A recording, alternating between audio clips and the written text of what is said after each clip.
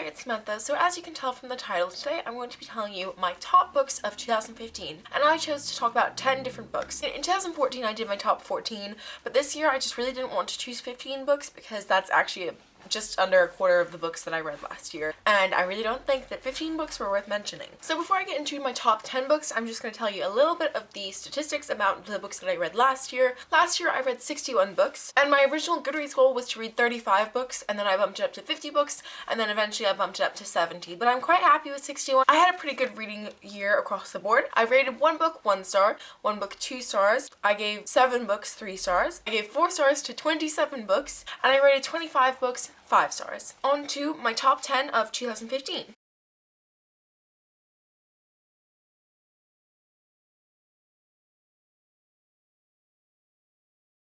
So coming in at number 10 on my list is Twilight by Stephenie Meyer. I think I'm the last person to read Twilight who actually wanted to read it. I think at this point the people who haven't read Twilight just don't want to. I've seen the movie a lot of times because I used to be obsessed with it, but I've never actually read the book until I think November this year I read the book, and I actually thoroughly enjoyed it. I only gave it 4 out of 5 stars. It was a fun read, and now I've become a part of the Twilight family, which I wasn't before. I was just a movie watcher, and now I'm a Twilight book reader. I'm never going to be a Twihard, but I do like Twilight, so I'm putting it out there. At number 9 on my list, we have the George Nicolson series by Louise Renison. This is the 9th book, Stop in the Name of Pants, but I did actually read books 2 through 10 during the year. I read book 1 at the very end of 2014, and I fell in love with the book. I thought it was so funny. I love Georgia so much. She's so weird, but so funny. Throughout the entire rest of the series, she was just such a great character to read from. She is a bit childish, but I still think that she has a weird but great sense of humor, and they're really funny books and really, really quick reads. If I had tried, I probably could have read all 10 books in a week, but I didn't try to do that. I definitely suggest you pick these up. There is quite a bit of British humor in it, I would say, so I don't know if everyone will understand the jokes, but I think that they were really funny, and I definitely suggest this to others. At number 8 on my list, I have A Dark Shade of Magic by V.E. Schwab. I read this as part of the Book Hunters. We never actually did have our live show for that. We've kind of gone on a bit of a hiatus for now. I do want to pick that up again soon. I hope the other Book Hunters agree because I miss doing it. I miss our monthly live shows. Anyway, but this book was actually really, really good. It did take me a while to get into, but in the end I really, really enjoyed it, and as soon as I got into it I couldn't stop reading it, which was kind of annoying because I'm pretty sure I read this during the time of my exams and I was supposed to be studying. I still did well in my exams, but yes, I'm very excited for the next book to come out. I'm pretty sure I've already got it pre-ordered. I'm very excited to read the next book and see what happens next. Coming in at number 7 on my list, I have Shadow and Bone by Leigh Bardugo. I really, really enjoyed this book. However, I don't have the greatest memory of this because I read it all in one day. This was another book for the Book Hunters. I'm pretty sure that this was our January book of 2015, and I put off reading it for a long time because I was trying to finish. We combined 2 books into one live show one time, so I had to speed read this because I'd been finishing The Oldest Girl in Cold Town, which was our other book for that month. I don't have the greatest memory of this, but I remember really, really enjoying it, and I definitely do want to continue with the series, and I remember the gist of it, so this is why this book is on my list of top books of 2015. Coming in at number 6 on my list of top 10 books is The Selection by Kiera Cass, and I really mean the Selection trilogy. During 2015, I read all 3 of the books in the Selection trilogy. I know that The Heir is technically a part of the Selection series, but I really think that that's more of a spin-off than actually connected because it's about a different main character, and some of the characters from the Selection series do appear in The Heir, but I really think that it's a different series, and I think that the Selection series is a lot better than the sort of spin-off. The Selection is just really, really good. It's such a cute read. If you don't know what this is about, I honestly don't know where you've been. This is about a girl called America Singer who becomes a contestant in The Selection, which is basically The Bachelor, where the prince is trying to find a wife, so he has, I can't remember how many girls, but it's like 28 or something like that, girls come to the palace, and they all try and compete for his love, and America really doesn't want to go, but she needs the money for her family, so she ends up going. Stuff happens. It's really good. It's a dystopian. I definitely suggest it. I think I gave all of the books 5 out of 5 stars, or 4.5 for The Elite maybe. The Elite was a little bit annoying. I really, really enjoyed the series. It was really good. The Heir was definitely not as good, but I will be continuing on with The Crown because of what happened at the end of The Heir, because if you've read it, oh my god, I just need to know. Number 5 on my list is The Assassin's Blade by Sarah J Maas. How could I film a video without mentioning my favorite author? Well, one of my favorite authors. I love Sarah J Maas. I've discovered her books at the end of 2014 thanks to BookTube, and I finally got around to reading this. In 2014, I read Throne of Glass and Crown of Midnight.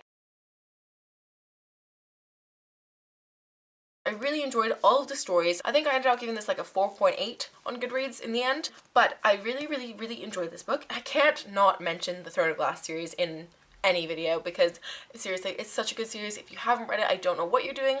I seriously suggest that you pick up the first book. If you don't know what the series is about, it's about this girl called Selena Sardothian who starts off as a slave in Endovia, which is the salt mines, and she ends up joining a competition to become the king's champion, which is basically his personal assassin. And it just ensues from there. There's magic in it, which isn't as prominent in the first two books, but definitely picks up a bit in the later books. And I really suggest that you read them. They're so good. And if you like fantasy, I think it's a great fantasy series. Personally, this is one of my favorites. The series is my favorite, so I had to mention this book. Coming in at number 4 on my list is Isla and the Happily Ever After by Stephanie Perkins. I read Anna and the French Kiss and Lola and the Boy Next Door really close together at the end of 2014. And then last year, I reread Anna and the French Kiss, and I also reread Lola and the Boy Next Door before finally getting to Isla and the Happily Ever After. I really enjoyed this book. It was so cute and a really great like wrap up to the companion series. And if you like contemporary and you like cutesy romances, I don't see why you wouldn't enjoy the series. Obviously this is the third book in the series, but definitely start off with Anna. It's so good. I just love it so much. It's really great. I definitely suggest it. Perfectly finished off the series. On to the top 3. Coming in at number 3 on my list is Carry On by Rainbow Rowell. I read this book in December and I thoroughly enjoyed it. I thought that it was such a good book. So cute. I loved the relationship in this and it's just so amazing. Now, if you don't know what Carry On is, again, where have you been? Did you just go on the internet? Is that what happened here? Basically, there's this book called Fangirl, which was released by Rainbow Rowell a couple years ago, and it was so good. It's a contemporary book about this girl called Kath who goes to uni, and her twin sister is kind of like wanting to, you know, branch out and meet some new people. Kath is obsessed with writing fan fiction, and she's really like shy and socially awkward, so she writes this fan fiction for this character called Simon Snow, which is basically that book's equivalent of Harry Potter. This book is the equivalent to the 7th book in the Simon Snow series. It's supposed to be that book. This is the only book in this series, but it's supposed to be based off of 6 previous books. But it does do a good job of including information from the previous books, so you don't actually need the previous books to read this book and enjoy it. But it was really good. There's a really cute relationship in this, as well as including LGBT characters, which is really great. And I just think this book was so good. I definitely suggest it. I can see why some people might have problems with it because it does have similarities to Harry Potter. It's supposed to be the same thing, but in a different book world. So yes, I can see why people make those parallels. Enough about this. The next book I have to talk to you about, I don't really read very many of this type of book, but it is a memoir and it's by one of my favorite YouTubers, Connor Franta, and it is a work in progress. I really enjoyed this book because it just made me feel all sorts of feels. I don't know why, but this book just really hit me. He talked a lot about his family, and I have 3 siblings, so I come from quite a big family, and there was lots of like nostalgia in it, and it made me feel nostalgia from my childhood, and it was just really good. And he included a lot of pictures that he took himself. His photography is really nice. This book just made me feel so many types of different feels. I felt like this book was really relatable and just really nice, and I just liked hearing more about his life. It's stuff that you don't always hear about in his videos, and I think that was just really I just loved it. I can't put it any other way. I definitely suggest that you pick it up. Even if you don't watch Connor Franta's videos, I think that it's still a really great book to read. And my top book of 2015 was another book by Sarah J Maas, and that was A Court of Thorns and Roses. I loved this book so much. This book made me feel so many feels. So many feels. I cried in this book. I was so frustrated. This book was really good. I was frustrated in a good way. Like, I was like, I hate you, you evil character. There was a very evil character in here, and Sarah J Maas did such a good job of making her so awful. I just hated her so much, and that was a good thing. And this book is actually signed, which is really cool. It has nothing to do with how great it is, although that's just an added bonus. This book is about a girl called Feyre who one day is out hunting and she kills a wolf,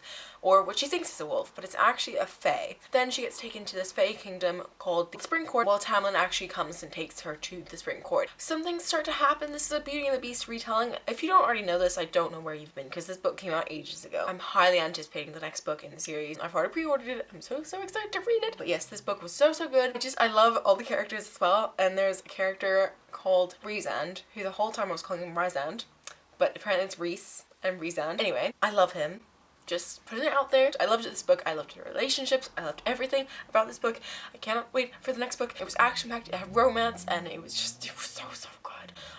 I can't put it into words how much I loved this book. If you haven't read it, I definitely suggest picking it up, but just a little warning, it does have a little bit of mature content because this is actually a new adult fantasy book opposed to a young adult fantasy book. There's not very much in it, there's just one particular scene. So these were my top 10 books of 2015. Please let me know what your top 10 books were down below, or maybe just your top 3 or top 5, or if you have a video about your top books of 2015, please share that with me down below. I'd be happy to go and watch it. Or if you have any reviews of any of these books, feel free to link those down below as well. Thank you so much for watching this video. I hope you liked it. If you did, please give it a thumbs up. I hope that you had a good reading year in 2015, and I hope that this one is even better. Thank you so much for watching this video, and I'll see you very soon with another one. Bye!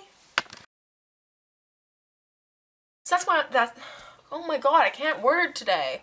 So that's why this is on my book. I'm gonna fucking kill myself. So this is why what am I trying to say? So this is why this is on